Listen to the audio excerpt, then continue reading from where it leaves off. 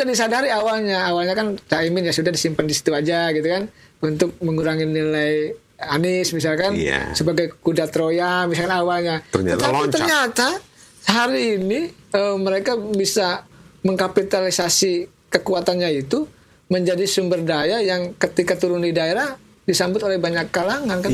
Ini sebenarnya kekuatan besar, Bang.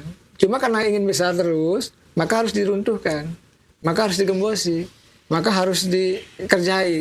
Oleh karena itu banyak fenomena masalah hukum tentang Nasdem. Kenapa misalkan menteri yang lain enggak, menteri yang lain aman, yang sudah jelas-jelas misalkan diduga nerima uang juga aman-aman saja. Anies Baswedan dan Muhaimin Iskandar mendeklarasikan diri sebagai bakal capres dan bakal cawapres untuk menghadapi pemilu 2024 di Surabaya. Namun walaupun jadi pasangan yang mendeklarasikan diri dan mendaftar di KPU pertama kali, elektabilitas pasangan ini masih jadi yang terendah di banyak survei yang ada. Seberapa besar peluang Anies Caimin untuk memenangkan kontestasi di Pilpres 2024 nanti? Kami akan membahasnya bersama pengamat politik, Ujang Komarudin. Saksikan selengkapnya di Kacamata Channel. Assalamualaikum warahmatullahi wabarakatuh. Kita ketemu kembali para pemirsa di channel Kacamata. Kita akan bicara episode ketiga tentang Wapres dan Cawapres lah. Cawapres dan Wapresnya. Yang kali ini kita bicara tentang Pak Anies dan Pak Muhaimin. Ya kan? Apakah dia akan mendulang banyak suara atau justru akan seperti yang dikatakan survei, tidak lebih dari 15%, 16%, tidak lebih dari 20% gitu. Tapi kita juga sebetulnya pengen lihat bahwa survei-survei itu sebetulnya siapa sih yang bisa dipercaya begitu. Tapi kalau kita lihat Pak Anies, kita sudah bisa postur kepemimpinannya sudah pernah kita lihat di DKI, ya kan? Kalau kemudian Muhaimin juga sudah kita lihat di DPR dan segala macam. Meski banyak persoalan juga, banyak juga mereka juga terpapar tuduhan korupsi yang satu kantor Duren itu dan segala kantor Duren dan segala macam. Tapi saya tidak bisa sendiri ngomongnya itu, harus dengan ahli. Kang Ujang, gimana? Siap Bang Lutfi. Ya saya melihat begini ya. Mungkin awalnya orang kaget kan memasangkan, menjodohkan Anies dengan Caimin. Ya kan, dan tidak diduga. Iya. Ini kan kubu berlawanan juga. Dan ini yang dulu saling intai, saling ini gitu kan. Dan jangan lupa juga Nasdem juga dulu berlawanan juga dengan Anies ketika di Pilkada DKI. Iya, betul. Tetapi sekarang mereka bersatu untuk bisa mengusung Anies dengan Caimin. Nah, yang tidak dibaca oleh kekuatan lawan saya melihat bahwa di sini tumpah ruah kelompok Islam. Iya, masuk dari jalur moderatnya ada, NU katakanlah. Ya kan? Jadi jalur tradisionalnya jadi NU, jalur modernnya ada. Lalu jalur mohon maaf kekuatan-kekuatan konservatifnya kan mulai ada. Iya. Ya artinya ini tidak dibahas, ini sebagai sebuah kekuatan bahwa sesungguhnya kekuatan Islam itu tidak diduga bahwa pasangan ini semua di sini ini kekuatan yang ini sebenarnya yang menjadi disadari atau tidak menjadi lawan Pak Jokowi dulu. Betul. Kan itu kalau saya melihatnya begitu. Jadi ini tidak disadari awalnya kan Caimin ya sudah disimpan di situ aja gitu kan untuk mengurangi nilai Anies misalkan sebagai kuda Troya misalkan awalnya. Ternyata hari ini mereka bisa mengkapitalisasi kekuatannya itu menjadi sumber daya yang ketika turun di daerah disambut oleh banyak kalangan kan. Iya, itu yang mengagetkan itu. Iya, jadi artinya ini sebagai sebuah fenomena bahwa tadi ya mungkin ya isu perubahan itu tetap jalan ada. Walaupun Pak Jokowi banyak pendukungnya katakanlah ya. Tapi di saat yang sama, masyarakat kan sudah rindu juga terhadap perubahan yang betul perubahan. Ya. Dan daripada dari lihat capres yang ada kan di sini yang bisa dianggap ya yang berbeda dengan kelompok pemerintah ibaratnya begitu. Oleh karena itu saya melihat tadi kekuatan dari ini adalah sebenarnya di sini tumpah ruah semua kekuatan kelompok Islam yang dari semua jalur. Jadi dua ini kita anggap sebagai kelompok pemerintah, memang ini yang opposition itu yang. Kalau saya sih melihatnya begitu. Nah, walaupun memang dalam konteks tertentu dikerjai kan, misalkan Nasdemnya dibusuki, menterinya ditangkap, itu konsekuensi. dalam konteks perjuangan berat bertarung di Pilpres ketika berhadapan-hadapan dengan kubu yang berkuasa. Ya. Oleh karena itu saya melihat ya di sinilah sebenarnya apakah mampu kekuatan ini dikapitalisasi kan dengan nanti membuat isu-isu yang tentu yang tadi yang bisa melemahkan kekuatan lawan, bisa tergantung. Ya kalau misalkan di DKI karena ada isu Ahok yang mengatakan kesadat pria itu ada isu. Nah kita tidak tahu ke depan ada isu apa yang digulirkan. Iya, yang digulirkan yang bisa memperbesar atau memperkecil. Iya ini suaranya. Kalau bisa memperbesar, mengkapitalisasi ini, tentu ini menjadi sebuah kekuatan yang menurut saya tidak bisa dianggap ringan. Walaupun tadi Abang mengatakan surveinya masih kecil. Kan Anies juga sama di DKI surveinya kecil. Nah itu menarik. Selalu kecil itu. Iya. Kalau kecil kenapa diributin gitu ya? Nah justru saya melihat begini, survei ada dua Bang. Survei yang bisa dipertanggungjawabkan dan tidak. Yang bisa dipertanggungjawabkan itu biasanya ada yang dipublish, ada juga yang tidak. Nah biasanya mereka punya survei internal, kekuatan masing-masing untuk dirinya gitu. Nah yang tidak dipublish. Iya, Cak Imin itu survei semua daerah baik di Pileg maupun Pilpres, menyewa konsultan tertentu saya tidak. Jadi dia tidak dipublish juga. Ada yang dipublish, ada yang tidak. Jadi semua kekuatan itu melihat dari survei yang bukan dipublish, tapi kekuatan internal yang tidak dipublish. Yang memang dirahasiakan. Dirahasiakan. Nah, inilah yang dibaca bahwa ya inilah tahu kekuatan masing-masing. Oleh karena itu saya melihat ini sebenarnya kekuatan besar, Bang. Cuma karena ingin besar terus, maka harus diruntuhkan, maka harus digembosi, maka harus dikerjai. Iya. Oleh karena itu banyak fenomena masalah hukum, tentang Nasdem. Kenapa misalkan menteri yang lain enggak, menteri yang lain aman, yang sudah jelas-jelas misalkan diduga nerima uang juga aman-aman saja. Ya ini kita dalam konteks melihat fenomena objektif ya, untuk penjelasan pendidikan politik ke masyarakat bahwa ini sebenarnya kuat, karena tahu kuat punya potensi untuk digembosin mulai sekarang. Digembosin dan sebagainya. Mungkin nanti kalau Anies kuat lagi, bisa jadi menteri Nasdem lagi, satu lagi tersangka. Kan bisa aja, kita tidak tahu. Ya tapi tentu kita dengan demokrasi ini sebenarnya ya harus kuat kalau bahasa saya. Anies dan Cak Imin termasuk Nasdem dan koalisi lainnya harus kuat dalam konteks konsisten ya dengan perjuangannya itu. Meski menyakitkan. Ya mau menyakitkan, mau pahit, mau kalah ya, mau menang, harus mati-matian karena ini pertaruhan demokrasi. Demokrasi sejatinya tidak hanya diurus oleh orang-orang yang sekarang pro pemerintah, tetapi kan harus semua terlibat, baik di oposisi, kan harus punya tanggung jawab untuk bisa membangun bersama. Nggak bisa kalau kita serahkan negara ini kepada orang-orang, misalkan tadi kubu pemerintah saja. Tapi kan harus ada kekuatan penyeimbang lain yang juga harus berkontribusi membangun bangsa. Kita tahu misalkan di masa Pak Jokowi, bukan hanya kelebihannya saja, tapi kekurangannya banyak. Persoalan bangsa juga banyak. Nah ini kan bisa dirubah, bisa jadi oleh kekuatan yang pro Jokowi, bisa juga oleh kekuatan yang pro oposisi. Jadi saya melihat karena Anies ini punya potensi tinggi, dulu saya katakan menang, maka ya proses operasi untuk menggembos itu jalan. Luar biasa. Dan ini kan sudah saya analisa di meja ini juga Bang dulu kan. Jadi panjang ya kalau saya cerita gitu terkait dengan persoalan-persoalan politik di masa lalu. Masuk masalah kemarin tadi tema tadi yang kedua itu. Misalkan dulu saya katakan di banyak media itu, yang didukung oleh PDIP belum tentu didukung oleh Jokowi. Wah, dikritik saya. Enggak Pak Ujang itu. Ternyata betul. Artinya saya analisa saya jauh. Ya kadang-kadang walaupun sederhana gitu, saya agak panjang melihat ini. Dalam konteks fenomena Anies ini saya melihat ini kuat. Ini kelompok Islam di sini.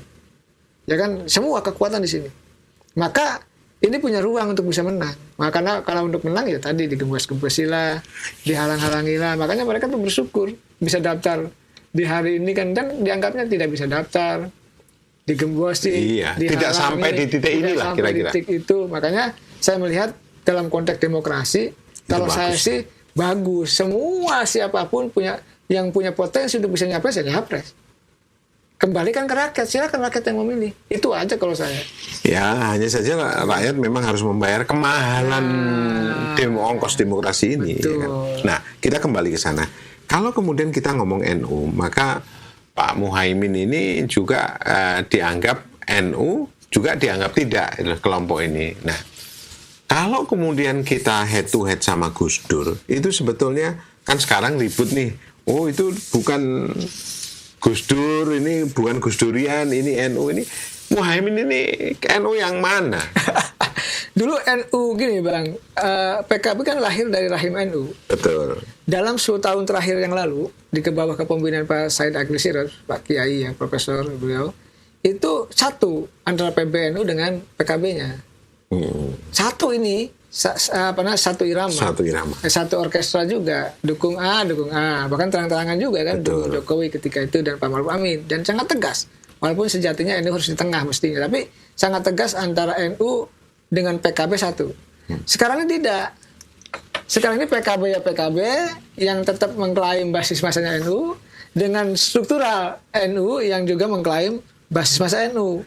Ini berbeda secara 180 derajat. Makanya Menteri Agama bilang itu Amin itu nggak aneh itu kan. Ya artinya, Menteri Agama ada di posisi menjadi lawan dari Cak Imin walaupun beliau PKB. Nah artinya saya melihat ini ada perbuatan kekuatan di bawah ya antara Cak Imin. Tapi memang begini, kalau kita bicara investasi politik, mungkin Jawa Timur adalah investasi politik PKB. Karena kan gelontoran uang miliaran juga digelontorkan di Jawa Timur. Karena kalau lihat kekuatannya kelihatannya dari berapa ya, 58 kursi kalau nggak salah di DPR, sekitar 45%-nya kan dari Jawa Timur kalau nggak salah. Artinya suara PKB di situ tinggi dan sangat jelas bahwa konstituen pemilih dari PKB ya NU di Jawa Timur itu. Nah, artinya ada investasi yang sudah dibangun sejak lama oleh Cak Imin dan PKB-nya ini. Maka dia mengklaim bahwa suara NU ke kami gitu. Tapi jangan lupa juga bahwa dulu sama ini PBNU-nya dengan PKB, sekarang beda. Nah, karena berbeda, bukan hanya PBNU-nya berbeda, Menteri Agama juga berbeda. Menteri Agama ini kan memegang struktur di birokrasi, dan ini penting. Dan sebenarnya kalau saya melihat ya, kadang-kadang juga kan mohon maaf kalau saya mengkritik kan struktur kementerian juga kadang-kadang kan walaupun harus netral ya dukung-mendukung juga gitu. Artinya tantangan Cak Imin untuk mengambil suara basisnya di wilayahnya sendiri itu juga terhadang oleh kekuatan PBNU dan Menteri Agama yang berbeda secara politik dengan Cak Imin. Jadi tidak mudah Cak Imin untuk bisa mendapatkan suara NU di Jawa Timur karena terpecah tadi. Iya. Berarti kalau begitu kayak Anies ini memang ya bagus karena dia bebas dari semua itu sehingga bisa menampilkan citra dirinya begitu kira-kira. Ya, personality Anies di situ. Ya, Anies kelebihannya di situ. Tetapi memang tadi dia butuh didukung oleh kelompok Islam.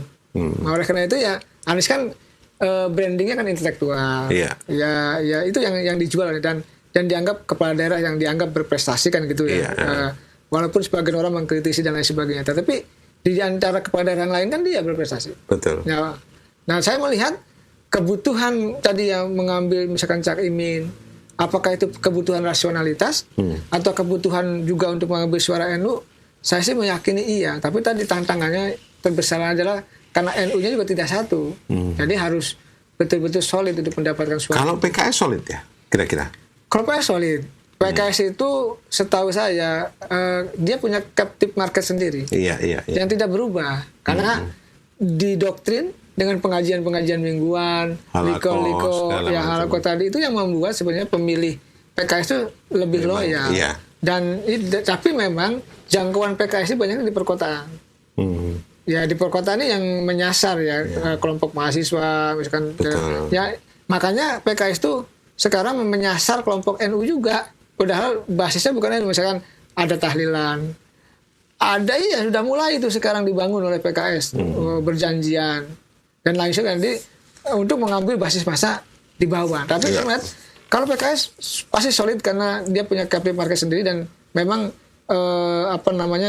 sudah disetting bahwa ya suaranya segitu kalau PKS. Ya, meskipun sebetulnya kalau makin dijadikan korban, sebetulnya makin atensi terhadap publik ke Anies dan Amin misalnya, itu juga akan ikut juga naik gitu kan. Tinggi. Gitu. Karena apa? Dijadikan korban terus-menerus gitu kan.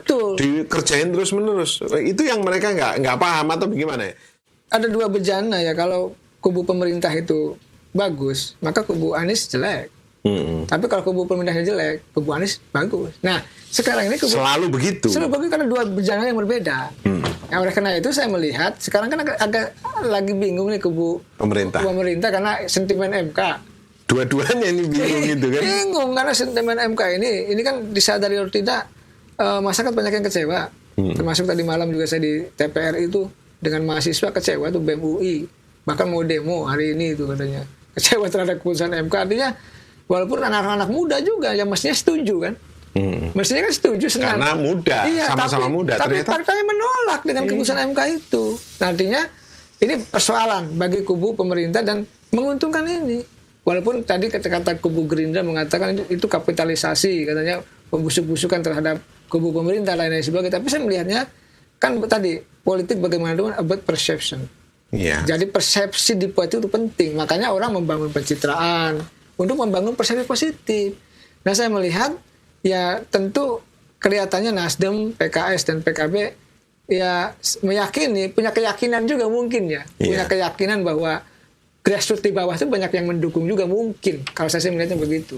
Walaupun di saat yang sama, kubu pemerintah, kubu lembaga survei keyakinan sama dan mengatakan bahwa Anies ya tadi surveinya rendah. Ya artinya kan gini, bahwa kita kira-kira jangan percaya sama survei lah, iya kan? 100% janganlah. Kalau kadang-kadang kita bilang gini, jangan 90% jangan percaya sama media karena ini gitu, masih ada yang baik gitu. Tapi kepada para surveyor itu kita wajib tidak percaya 100%, iya kan? Karena mereka desain dan segala macam. Saya kira kalau ini kita tidak banyak memperdebatkan lah kalau Amin ini ya kan kubunya itu, karena kan jelas ininya ya kan. Yang menarik tadi ya yang dua itu lagi, betul. Ya. Saya kira teman-teman begitu ya, dan mungkin masih banyak lagi dan kita akan mungkin dengan ngobrol banyak juga nanti dengan Kang Ujang tentang semuanya yang ada, karena ternyata beliau ini dukun yang manjur gitu kira-kira begitu. Masih belajar Bang, masih belajar saya Bang Lutfi. Oke, baiklah kita akhiri sampai di sini. Assalamualaikum warahmatullahi wabarakatuh. Kita ketemu di lain tema. Terima kasih. Assalamualaikum warahmatullahi wabarakatuh.